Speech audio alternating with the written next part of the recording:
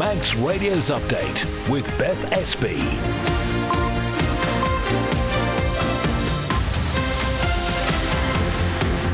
Fastamai, good evening. It's Wednesday the 14th of August. It's just gone 5 p.m, so time for your daily news rundown. Coming up in the next half hour, Douglas Council has decided what it's doing with the Henry Bloom Noble Library. We'll have all the details for you in just a moment. Also tonight, the importance of charities which support independent living for older people. And with Manx Grand Prix 2024 now just days away, how are marshal numbers faring? All that, plus we'll keep you posted on anything to look out for on the roads tonight and down at the airport and the steam packet as well. And as ever, if you see anything or you want to comment on anything, 166 177 or studio@manxradio.com. But first, Christian has got the headlines for us. Douglas Council has voted to approve rebranding Henry Bloom Noble Library to Douglas City Library. The local authority says the signs need to be replaced anyway, and this would be an appropriate time for a rebrand. It's a move that's estimated to cost in the region of up to £9,000 to complete. This week, Sir Mark Cavendish Lap of Honour at the NSC in Douglas has been pushed back a day to Friday due to poor forecast weather conditions. Children are being invited to bring their bikes and join Cav on the lap around the raceway that he rode as a youngster. And tonight's scheduled closure of the Mountain Road will not be going ahead. The DOI had planned an extra day's closure whilst it carried out verge maintenance, but says the work was completed last night. In international news now, and the UK Transport Secretary Louise Haigh says new figures on sexual harassment on British railways are appalling. Cases have more than doubled since 2021, with violent attacks jumping by 50%. An elderly couple living on a narrowboat have been stranded for days after a toxic chemical spillage in the West Midlands. Tests are underway for sodium cyanide on a canal in Walsall, with a major incident declared. And Swedish police say a large murder investigation is continuing after it's been confirmed 2 men found dead in a burned-out car in July were British nationals. Juan Cifuentes and Farouk Abdul Razak never returned from a business trip. Those are the update news headlines, next at 6. Thanks very much, Christian. Now the weather brought to you by Manx Glass and Glazing. So this evening it's going to be dry and sunny as the south to southwest wind starts to freshen. Temperatures still around 14 or 15 Celsius. Then later this evening and overnight it is going to turn increasingly cloudy with outbreaks of rain arriving later, and that south to southwest wind will become fresh to strong. Minimum temperatures no lower than around 13, and then tomorrow not a great day. Wet and windy with widespread and persistent rain. It will turn heavy at times. There'll also be a strong south to southwest wind. That rain will start to clear later tomorrow afternoon and early evening, and there will be a dry day really to the end of the day with the chance of some brightness as well, and the wind will turn to the northwest and start to ease. Top temperatures tomorrow will be around 17, but a much better day in prospect on Friday with dry and bright spells. Sunset this evening will be at 8:50. Sunrise tomorrow morning, 5:57. Manx Glass and Glazing don't just do the big jobs. It's easy to repair broken greenhouse glass at Manx Glass and Glazing. For greenhouse glass cut to size, call 674 573. Simply income protection from Kestrel Insurance. A choice of benefits. Simple underwriting and peace of mind with a regular income for up to 2 years if you're unable to work due to illness or injury. Kestrel Insurance is registered with the Isle of Man Financial Services Authority. Carpetland, the carpet specialist with the island's best value carpets in stock, often fitted within a week. Furnitureland, for 3-piece suites, dining and living room furniture, and a selection of amazing beds. Carpetland and Furnitureland, West Street, Ramsey. Manx Mobility in Onken have it all. Daily living aids, wide-fitting shoes, rise recliners, beds and scooters, including lightweight and airline-approved models. Call in and see how our expert team can make your life easier. Manx Mobility at the top of Summer Hill. At Bond Fabrics, we're not just a fabric shop. As well as curtains and upholstery and dress and costume fabrics, we've knitting and crocheting wools, made-to-measure curtain and blind service, plus poles and tracks. Visit Strand Street, Douglas, call 611856 or see bondfabrics.im. You're listening to the Isle of Man's quintessential daily news and current affairs roundup. Update on Manx Radio. It is coming up to 5:05. Just a note, if you're looking out across Douglas Bay, you might see 3 tall ships there. They are the Leader, the Pelican of London and the Spirit of Falmouth. The Leader has 12 Manx teenagers on board and they're taking part in the Isle of Man Maritime's Tall Ship Initiative. We'll have much more about that later on in the week. But first, you've heard the news now. Douglas Council is going ahead with the rebrand of the Henry Bloom Noble Library. The local authority said during its meeting this afternoon that the signs needed to be replaced anyway, and so this would be the appropriate time to rebrand it. Council leader Claire Wells says there has been some misinformation online about this decision. OK, so I think it's fairly clear for anybody who walks past it. There's been scaffolding up around over the past few months as the owners of the building were doing some work on it. And when the scaffolding came down, it was very clear that our signage needed replacing. So it was brought to the committee that it needed replacing, and at the same time we were going to take advantage of the fact that we have now got city status, and this is an opportunity for us to celebrate that. And the decision's not been met well on social media with residents. Is this something you had foreseen or you had prepared for? I think whenever you try and make a change to anything, you are always going to be met with those who aren't happy about it and those who are, and the vast majority who actually couldn't care less which way you went. So there's always an element of people who are going to be unhappy, and it's how you handle that. And unfortunately for us, there's been a lot of misinformation that's been out there, and I think if the right information had been sent out in the first place with regards to why the library name was changed in the first place, why we're wanting to change it now, and what it was called before. You know, it's referred to as the Douglas Town Library the vast majority of the time.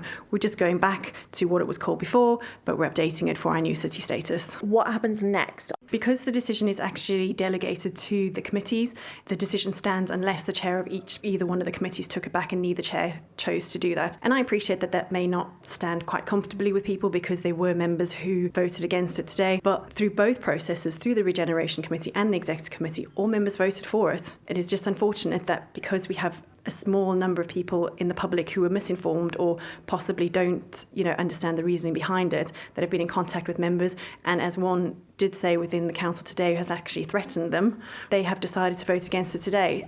That is Douglas City Council leader Claire Wells talking about the decision to go ahead with the rebrand of the Henry Bloom Noble Library, so it will be the Douglas City Library.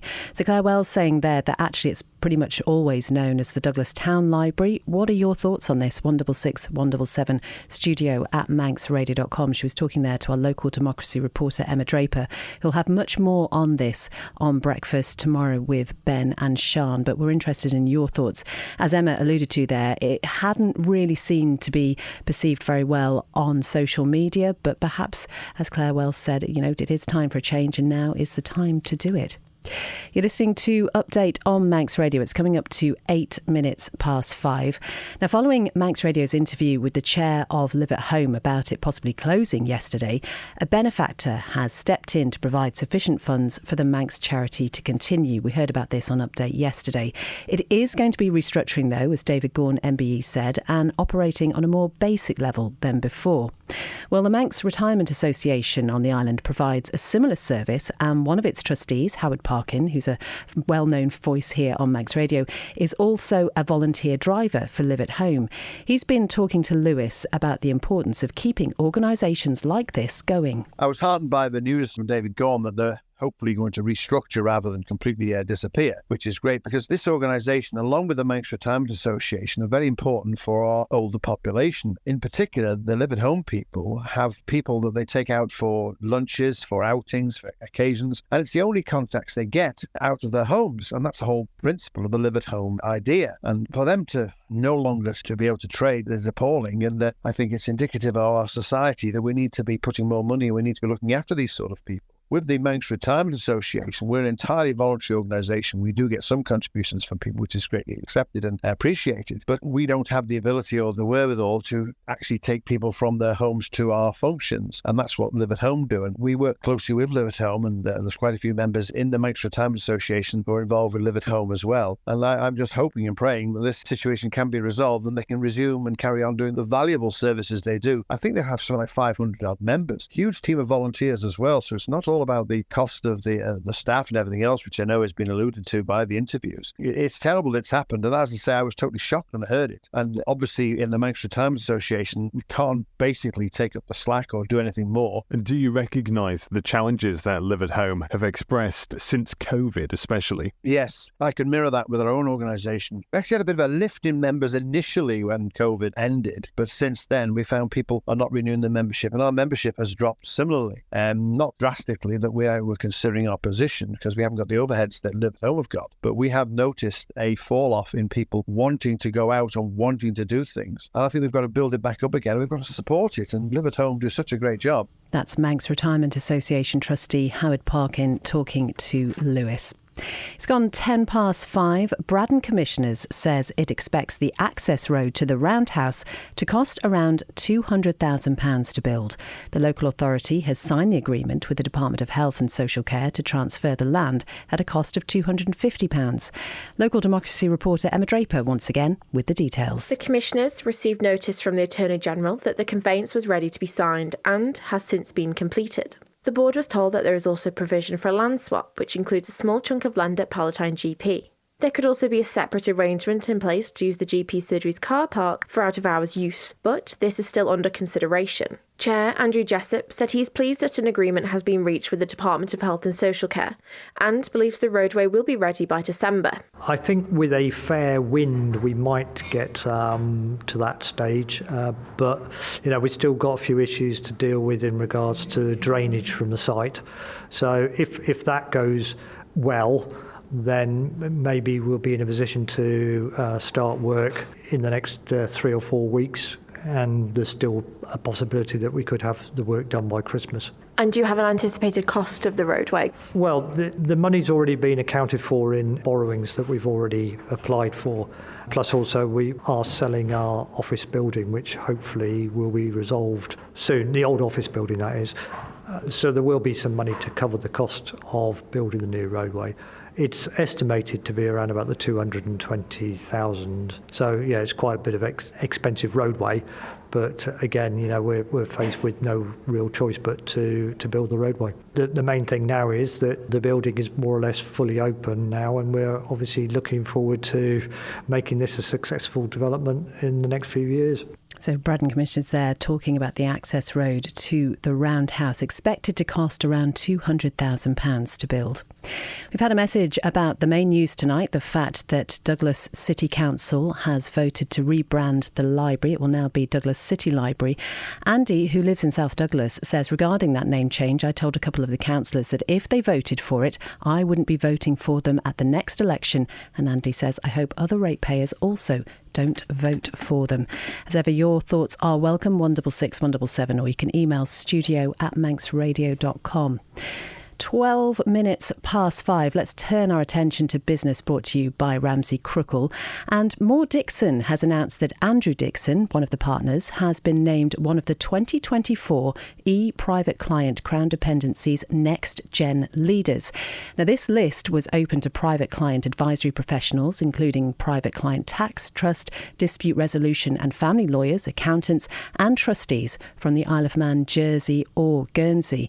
And the aim of it really is to showcase the rising stars and future leaders within the global private wealth sector, highlighting those who've demonstrated exceptional talent and dedication in their respective fields. Andrew Dixon has worked over the years with a wide range of industries, including local and international manufacturing, shipping, agriculture, distribution, banks, pensions and stock exchange listed clients. He also leads and mentors qualified staff and students. A spokesperson for Moore Dixon says, congratulations to Andrew on being recognised as a leading professional in the private client advisory sector. We are always proud when our people succeed and are recognised for their talents and hard work, and everyone, they say, in the firm is thrilled for him to receive this prestigious accolade. And just looking out west, because things are to smell that little bit sweeter in Peel soon, as the company Essential Aromas looks forward to opening a home fragrance shop in the town.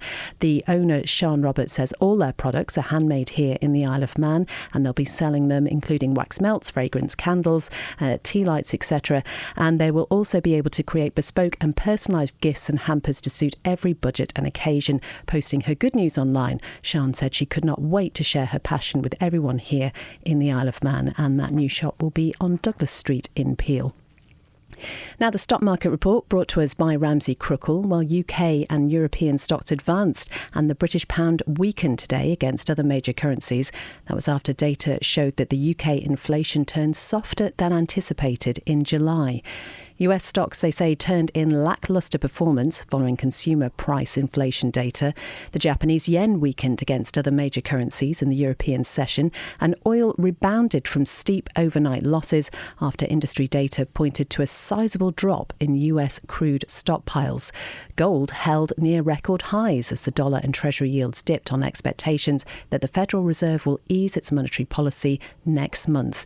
And the insurance firm Aviva said today that profits had surged in the past 6 months, ended the 30th of June, on the back of an increase in written premiums throughout that period.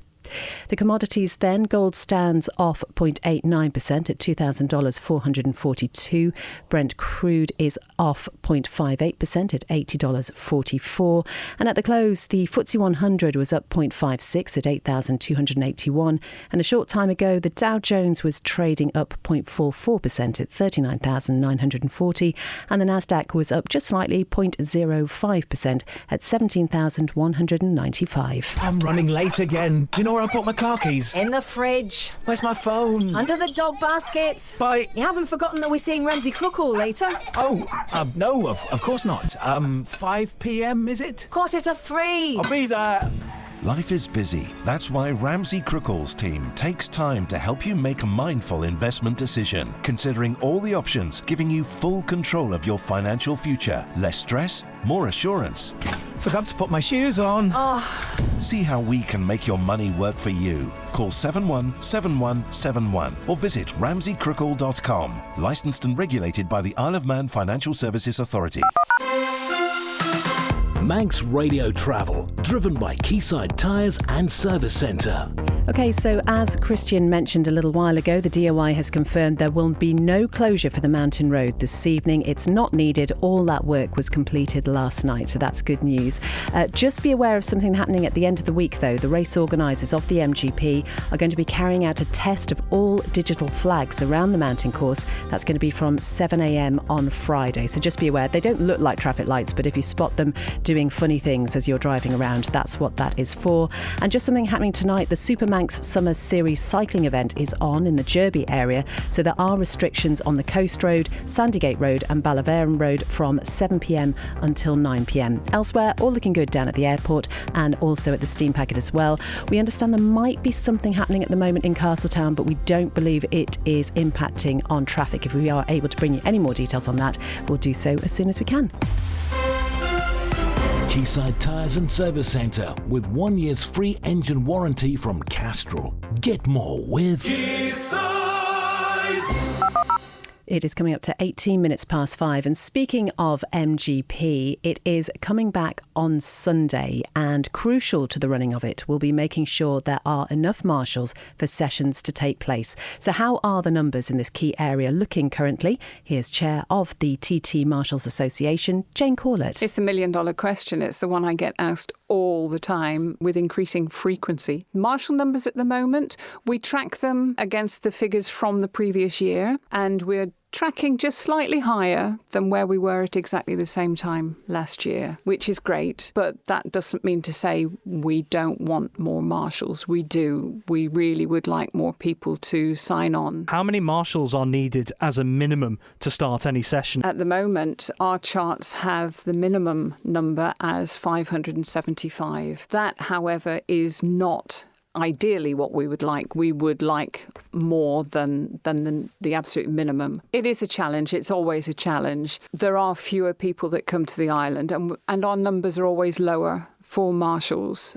for Manx Grand Prix than they are for TT. Our numbers last year were very good by the end of the event, and we're hoping to at least equal that this year. I think it tends to be the start of the event that is a bit more challenging than the end. It is the end of the event where you've got all the races. So if someone can't come for the whole event, I would imagine most would be inclined to try and come for the actual racing. Those who maybe sign up for the first time will always be put alongside at least one very experienced marshal in whichever sector they go to. Just how vital are these experienced marshals as well that educate people to educate the next generation of marshals? Exactly. Yes, they are vital. They're crucial, and we need the experienced marshals. We find that we do have a large number of novice marshals, we call them, newbies, but they have to have those experienced marshals. Otherwise, they're never going to learn properly firsthand. We need to get the balance correct. That's Chair of the TTMA, Jane Corlett, talking to Rob there. As we say, MGP getting underway on Sunday. Still lots of thoughts coming in about the rebrand of Douglas Library. James from Douglas says, I'm so glad they reduced my bin collection to save money for their library rebrand. As I say, there will be much more on this on Breakfast tomorrow with Ben Hartley and Sean Cowper. 5:20. Port Erin commissioners are continuing to object to planning applications which request tourist uses. The local authority met last night and discussed those applications, social housing rents and the latest traders meeting. Here's Emma again. A planning application for a flat on Church Road sparked debate between the board about whether they should support it or object to it. Commissioner Hannah Mackenzie said she will always object to these applications because she believes too much tourist accommodation will kill the village and the community will be lost. However, Commissioner Barbara Guy said there needs to be balance between the amount of tourist accommodation and homes for residents. Chair Godfrey Egie suggested writing to planning and saying the board supported it, but the flat must be available for locals in winter. Mrs Mackenzie said that by bringing tourist accommodation to the village, people who may not qualify for social housing or are struggling will be left behind. The board agreed to object to it by 4 votes to 2. Another item on the agenda was the public sector housing rent setting, which is requested by the Department of Infrastructure each year. A recommendation is asked for by each local authority, but is ultimately set by the department. Last year's went up by 7.5%. The clerk said Onkin commissioners had requested a 0% increase, and the board agreed not to follow this route. Ms Guy said the Southern Sheltered Housing Board has requested 5%.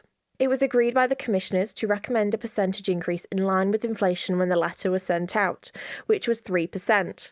It's also recommending the maintenance budget raised to 35%. An update was provided to the board by Ms Guy from the Traders Association. She said the RNLI had been called out to help some kayakers in trouble, but because it was busy on Sunday, there was nowhere for the crew to park. The traders had asked who to contact about this, and the board agreed it was a matter for the Department of Infrastructure to reserve spaces by the lifeboat station. Commissioner Mark Morley said there would need to be a minimum of 5, so on- and offshore crew were accommodated. The board agreed to ask the owners of the Marine Biological Station site if there's anything they can do before going to the department. Port Erin commissioners will next meet in September. Thank you very much indeed. Emma Draper, who was at that meeting last night. 5:22. Let's turn our attention to sport. And FC Isle of Man's manager has given a rather scathing assessment of his side's performance after they suffered a 5-4 defeat away at FC St Helens in the NWCFL Premier Division last night.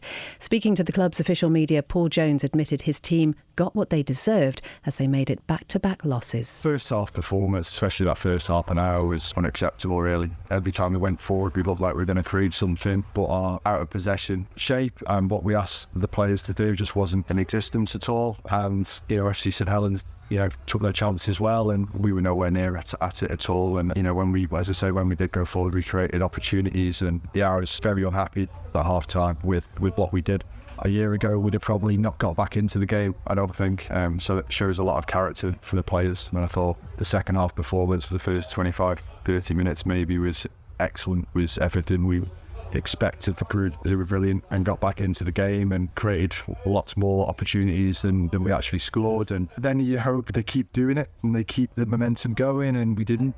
We dropped off a little bit and then thought, we'll have a rest, but actually that's the time to keep going. And we didn't do that, and the subs came on with some fresh legs, but we were already dropping a little bit too deep and already giving FC St Helens a bit more time on the ball than we did in the first half an hour of the second half. So when you get back into 4-4, we should be seeing the game out, and I think because of the way the momentum was, we should be winning the game. So it's not been a good night at all, really. Defensively, really poor, and we got what we deserved, really. And although we got back into the game, and there are some positives to take in terms of the character of the group and how we got back in and the football we played to do that, and some of the performances that we had in that second half. As I say, it's not acceptable from my point of view to be in that position where you're chasing 3 goals to win win a game in the second half. I thought we had lots of attacking threat, but our out of possession fragility is like, that's not us. I've not seen that for a long, long time. That is FC Isle of Man's manager Paul Jones. Rob Pritchard, sports editor, is here now, and some really strong words from Paul there, Rob.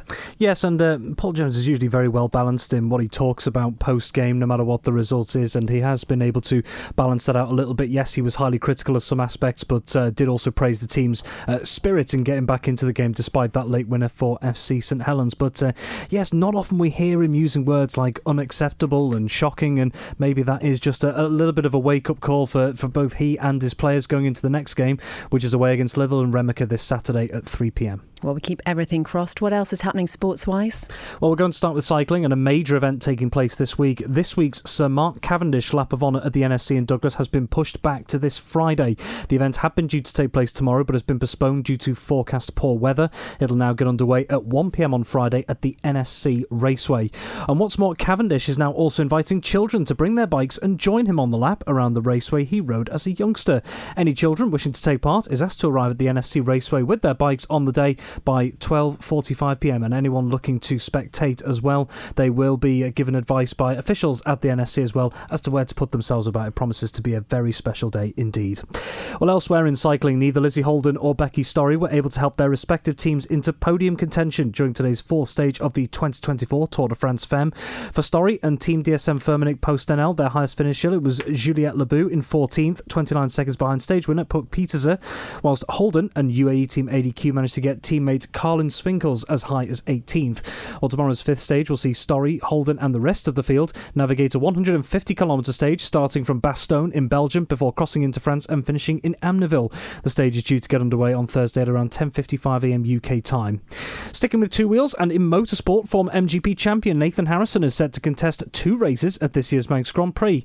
The Ireland-born rider will take on the classic superbike and lightweight races under the H&H Motorcycles banner on RC45 and 400cc Honda machines respectively. The 2024 Manx Grand Prix is due to take place from this Sunday the 18th of August and run until Monday the 26th of August. And finally, in boxing, Manx pro fighter Jay Burden now knows who she'll face in her second contest in the professional ranks. The Grenade will take on Kerry Alton at the Winter Gardens in Blackpool on Saturday the 7th of September. Burden had originally been due to face Alton in her pro debut back in April, but a late change saw the Ireland competitor face Sheffield's Sherry Barnes, who Burden would go on to beat on points at Grand Central Hall in Liverpool. The Isle of Man Athletes contest will take place on the undercards to the Commonwealth Welterweight Youth title showdown between Jake Abrol and Alidou Sulemana. Thank you very much indeed, Rob. I know you're going to be going down to the NSC on Friday. Will you be taking your bike? I don't know. I think I'd be embarrassed rather quickly. Oh, you don't want to embarrass him, do you? You know, by whizzing past. Thank you very much. We will be broadcasting from the NSC Raceway on Friday, and a great opportunity if your children are looking for something to do and the weather is supposed to be good. And what better way than to celebrate Sir Mark Cavendish's achievements. That's all from Update this evening. All these programmes, as ever, available to download as a podcast. Coming up next, it's Spotlight with Howard Kane, then Chris Kinney with Greatest Hits, Ernie Thorne here from 9pm, and then Rianne will join us from 10pm with After Hours. As ever, if there's a news story happening in your area, we'd love to hear from you. Newsroom@manxradio.com, and I'll be back with you from 5pm tomorrow. Whatever you're doing, have a great evening.